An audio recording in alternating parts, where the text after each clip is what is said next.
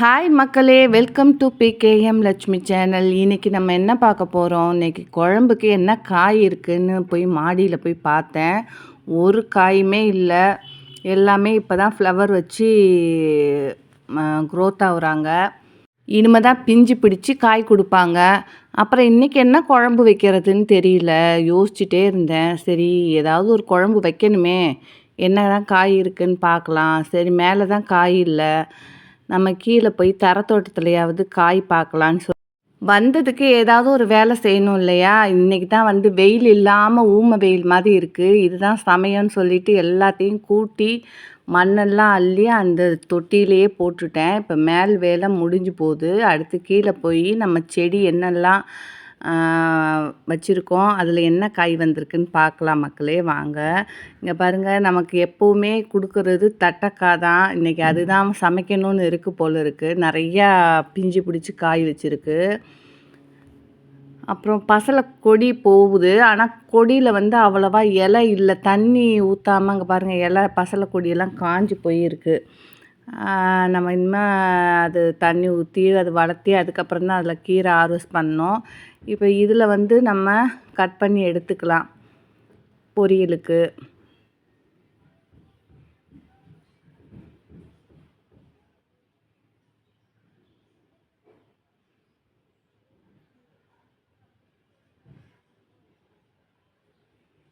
நிறையா பார்த்திங்கன்னா பறிக்கவே முடியாமல் அதுலேயே காஞ்சி விதையாக இருக்குது. அந்த விதைய கூட நம்மளால் சேகரிக்க டைமே கிடையாது. சரி, இன்றைக்கி முடிஞ்சால் பண்ணுவோம். இன்றைக்கும் பண்ண முடியாது. இன்றைக்கி கொஞ்சம் வெளியில் போகிறதுனால இன்றைக்கும் பண்ண முடியல. சரி, அட்லீஸ்ட்டு காயாவது பறித்து குழம்பு வச்சு சாப்பிட்டுட்டு வெளியில் கிளம்பலாம் அப்படின்னு பறிக்கிறேன். குழம்புக்கு தான் என்ன காய் பண்ணுறதுன்னு தெரில. பொரியலுக்கு காய் கிடச்சிருச்சு. குழம்புக்கு தான் என்ன யோசிச்சுட்டே இருக்கிறேன்.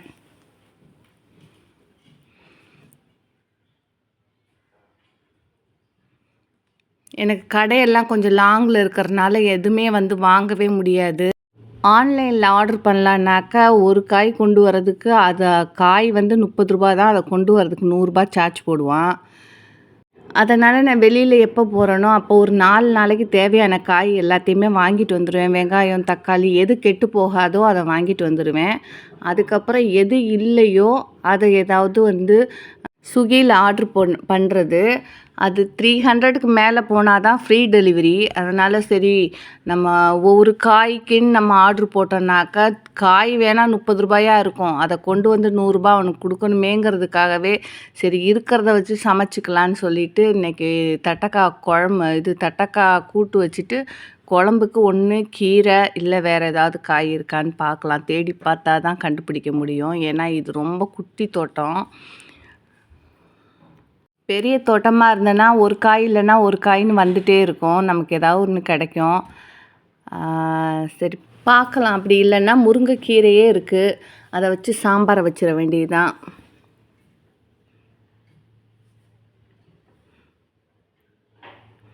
நல்லா இதுவே பார்த்திங்கன்னா ஒரு 1/2 கிலோ கிட்ட கிடச்சிருக்கு. பரவாயில்ல. இது என்னன்னா ஹைட்டாக போயிடுச்சு. இது மேலே ஏறி கஷ்டப்பட்டு அது பாருங்கள், அந்த பக்கம் வேலிக்கு அந்த பக்கம்லாம் நிறையா பீன்ஸ் இருக்குது. அதெல்லாம் எடுக்கவே முடியல. சரி, கைக்கு எடுக்க முடிஞ்ச வரைக்குமே எடுத்துக்கிட்டேன்.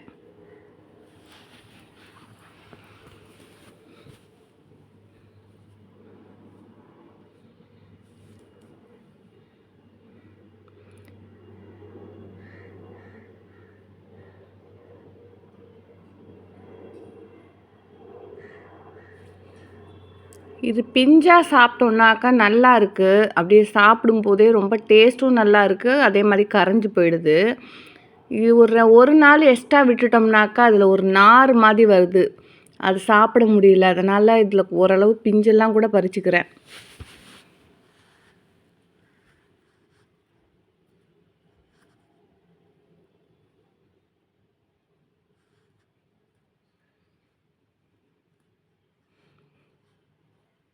இந்த சேர் மேலே ஏறி பறிக்கும்போது கொஞ்சம் பயமாக இருக்குது. அது பறிக்க கொஞ்சம் லேசாக ஆடுது. எங்கே கீழே விழுந்துருவனோன்னு பயந்துக்கிட்டே தான் பறிக்கிறேன்.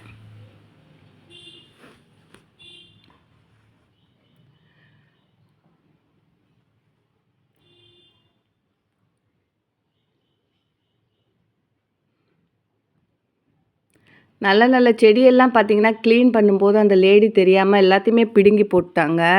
என்ன செடின்னு பேர் அவங்களுக்கு தெரியாதனால எல்லாமே காட்டு செடின்னு சொல்லிட்டு பிடுங்கிட்டாங்க. நானும் பக்கத்துல இருந்து பார்க்க முடியல. எனக்கு கிச்சன்ல வேலை இருந்தனால எனக்கு அங்கேருந்து அடிக்கடி வர முடியல. பாதி எல்லாத்தையும் பிடுங்கி போட்டதுக்கு அப்புறம் தான் வந்து பார்த்தா எம்ப்டியா இருக்கு. இதில என்ன கொடுமைனாக்க, நானே ரொம்ப நாளா வந்து லாங்கா இருக்கும் பார்த்தீங்களா, புடலங்கா அது வாங்கி போடணும். அது நம்ம ஒரு ஒரு ஈல்டாவது எடுக்கணும்னு ஆசைப்பட்டு விதை ரூ. 40க்கு உழவர் ஆனந்துன்ட்டு ஒரு நாட்டு சீடு விற்கிறவங்க கிட்ட வாங்கினேன். வாங்கி அது முளைச்சி எல்லாமே வந்தது. 4 விதை தான் கொடுத்தா ரூ. 40க்கு 4மே வந்தது. சரி பரவாயில்ல, நல்லா 4மே வருது. 2 போனால் கூட 2 இருக்கும். அதுலேருந்து நம்ம சமைச்சு முடிச்சுட்டு விதை எடுத்து வச்சுக்கலான்னு பார்த்தாக்கா, அந்த லேடி அது குட்டி குட்டியாக தளைஞ்சு வந்திருந்தது. ஒரு ஒரு அடிக்கிட்ட. அதுவுமே சேர்த்து வாரி குப்பையோட குப்பையாக கலந்து அந்த பக்கமாக தூக்கி வீசிருச்சு. ரொம்ப கஷ்டமாக போயிடுச்சு. நல்லா அது ஏன்னா சில விதைலாம் வந்து முளைக்கும், சில விதை முளைக்காது. அது 4 விதையுமே முளைச்சிருக்குதே பரவாயில்லையேன்னு பார்த்தேன். அதுக்கப்புறம் இலை பிரண்டை அதெல்லாம் குட்டி குட்டியாக இருக்கிறனால எல்லாத்தையும் பறித்து போட்டுருச்சு. சரி என்ன பண்ணுறது? பறித்து போட்டதுக்கப்புறம் அவங்கள திட்டவா முடியும்? ஏன்னா அவங்க தெரியாமல் தானே பறித்து போட்டாங்க. சரி பரவாயில்ல சொல்லிட்டு விட்டாச்சு.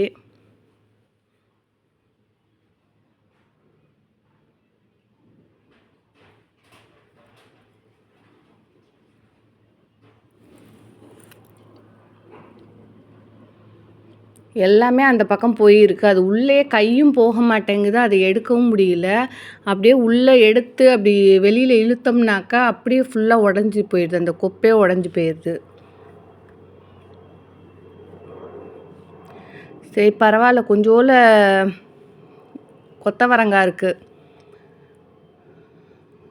இதை போட்டு ஒரு உருளைக்கிழங்க போட்டு காரக்குழம்பு வச்சிட வேண்டியதுதான்.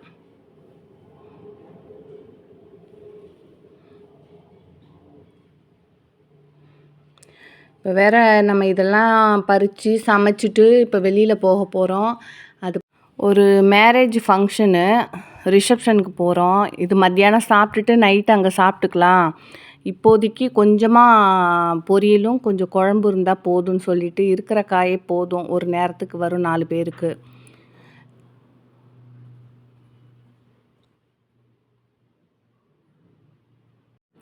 இதில் பாருங்கள், ஒரு பப்பாளி காய் வந்திருக்கு. இப்போ தான் பார்க்குறேன். இது வந்து நாட்டு காய், நல்லா பெருசாக இருக்கும் அப்படி சொல்லி விதை வாங்கி போட்டிருக்கேன். விதை வாங்கி போட்டதில் ஒரு 7, 8 செடி வந்திருக்கு. எல்லாமே இதிலேயே தான் நட்டு வச்சுருக்கேன். இதை மழை பெஞ்சுதுன்னா வீணாக போயிடும். அதை எடுத்து மாற்றி நடணும். அப்புறம் பார்த்திங்கன்னா ஒரு ஃபங்க்ஷன் கிளம்பலான்னு சொன்னேன் இல்லைங்களா, அது பார்த்திங்கன்னா 7 மணிக்கு மேலே தான். நம்ம எங்கே போகிறது? சரி ஒரு ஷாப்பிங் போகலான்னு சொல்லிட்டு சும்மா தான் போனேன். போகிற இடத்துல பார்த்திங்கனாக்கா பாப்பாவுக்கு துணி கடையில் எனக்கு இந்த ட்ரெஸ்ஸு கசகசன்னு இருக்குது, ஃபங்க்ஷனுக்கு இதெல்லாம் போட்டு வர முடியலன்னு வீட்டிலேருந்து கிளம்பும் போதே அந்த ட்ரெஸ்ஸு போட மாட்டேன்னு அழுதா. இங்கே வந்து துணி கடையில் பார்த்ததும் வேறு ட்ரெஸ்ஸு வாங்கிட்டு அதை மாற்றிக்கிட்டா. அப்புறம் அந்த ஒரு 7 மணி வரைக்கும் அங்கே டைம் பாஸ் பண்ணணுமேன்னு சொல்லிட்டு அங்கே நான் ஃபுல்லாக சுற்றுன்னு சுற்றி அடித்தாச்சு. சுற்றிட்டு எனக்கு பார்த்திங்கன்னா ஒரு 1000 மொய் வச்சிட்டா என் பொண்ணு. வந்ததுக்கு கொஞ்சம் லேட்டாகவே கிளம்பி வந்திருக்கலாமோன்ட்டு ஃபீல் ஆச்சு.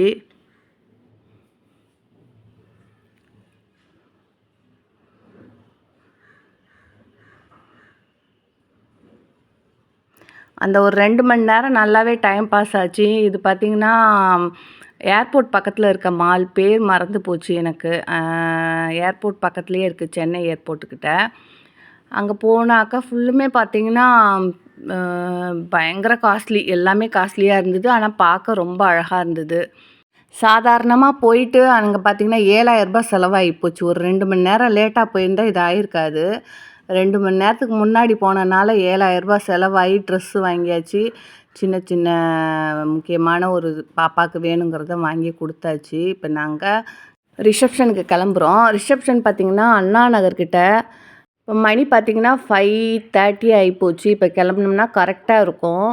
சரி ஓகே நம்ம கிளம்பலாம் அப்படின்னு கிளம்பியாச்சு. இந்த டிராஃபிக்கில் கண்டிப்பாக அங்கே போகிறதுக்கு ஒரு 1.5 மணி நேரம் ஆகும்.